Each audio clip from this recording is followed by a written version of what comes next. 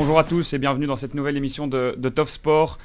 À mes côtés, Philippe Van de Waal, qui est là quasiment tout le temps. Bonjour Philippe, ça va bien? Bonjour, ça va, très bien. Et à ma droite, un autre invité, mais qui ne vient que pour la première fois ici dans notre plateau, Bruno Failly. Bonjour. Bonjour. Bruno.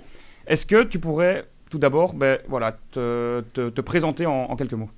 Je suis photographe de presse pour l'agence Belga depuis plus de 20 ans maintenant, et spécialisé dans le sport, mais dans le foot forcément. C'est ça, et c'est pour ce livre que tu viens nous voir, Arrêt de jeu, qui est publié chez Chronica. Oui.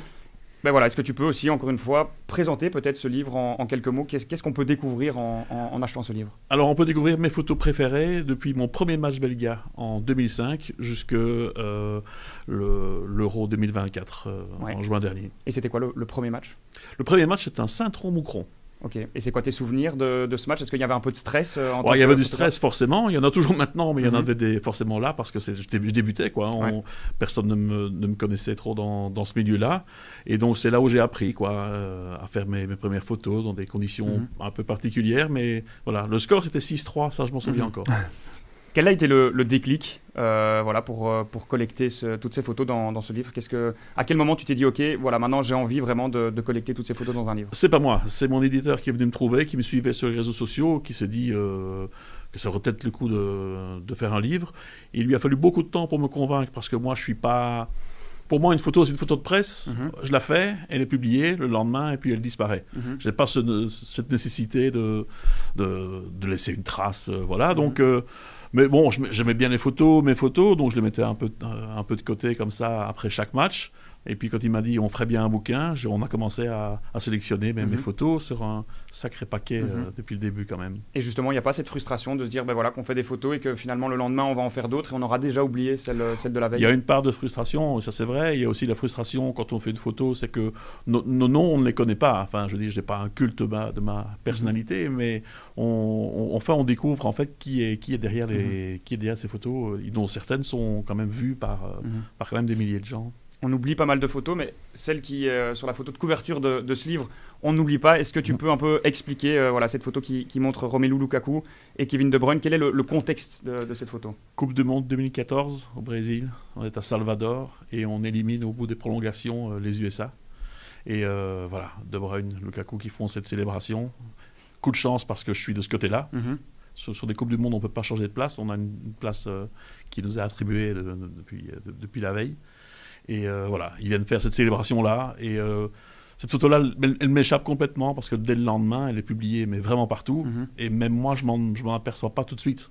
C'est quelqu'un dans le bus le lendemain qui me dit tu fais la cover partout.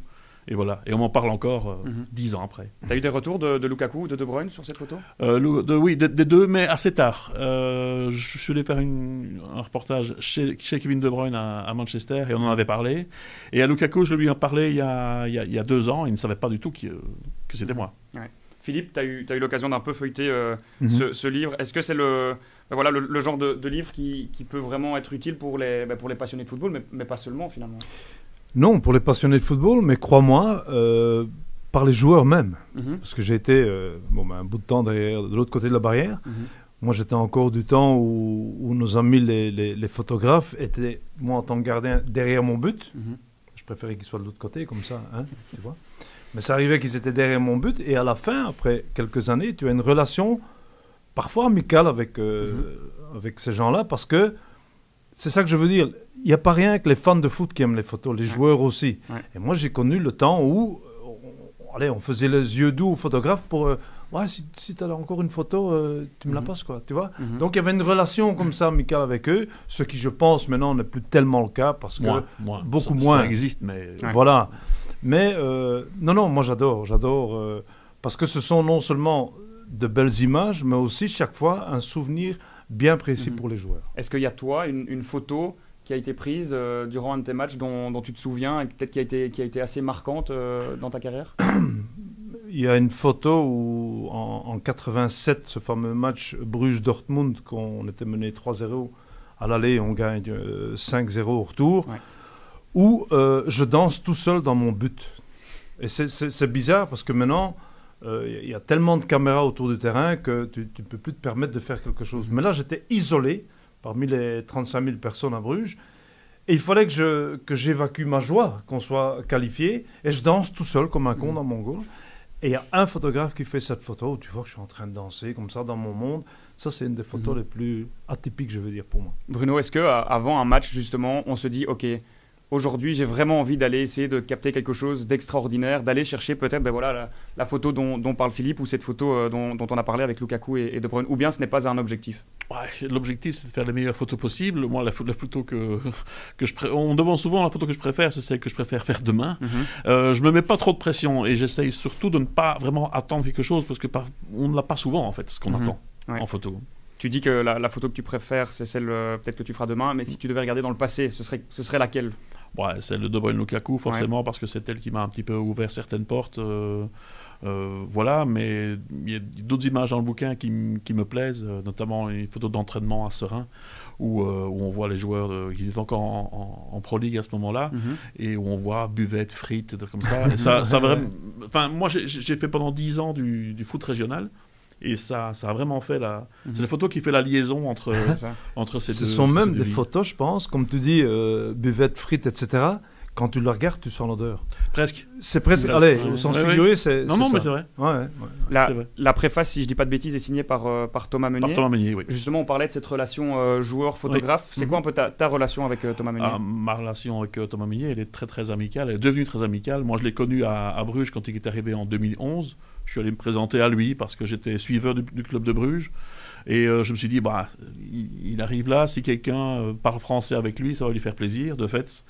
Et en fait, de fil en aiguille, on a commencé à parler.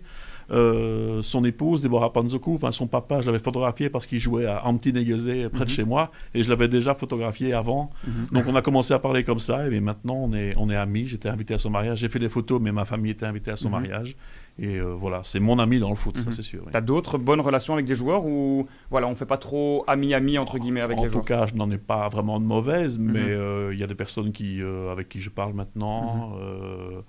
Assez souvent, des gens comme je suis à Bruges, forcément les Brugeois me connaissent mieux parce que je fais les stages avec eux, les déplacements. Donc c'est vrai que par exemple avec Brandon Mekile ou Maxime de Keuper, j'ai de bons rapports, mais à côté de ça, Adriano Bertaccini par exemple, que je connais bien aussi, et d'autres joueurs, Arnaud Baudard aussi, quelqu'un, Anthony Maurice aussi, qui me fait aussi la gentillesse de parler dans le livre.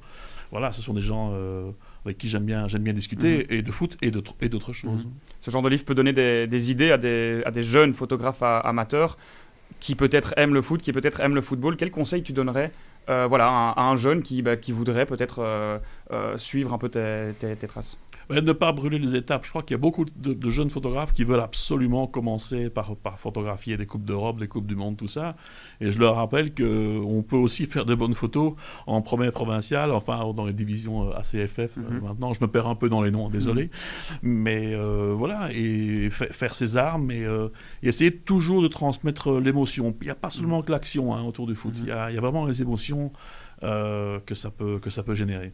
Phil, tu nous disais avant l'émission que tu aimais bien aussi la photographie. Est-ce que tu aurais pu être photographe si tu n'avais pas été joueur de foot? Entre autres. Peut-être. Donc, j'ai un amour particulier pour la montagne et l'aventure, je vais dire. Et la photographie, donc en montagne.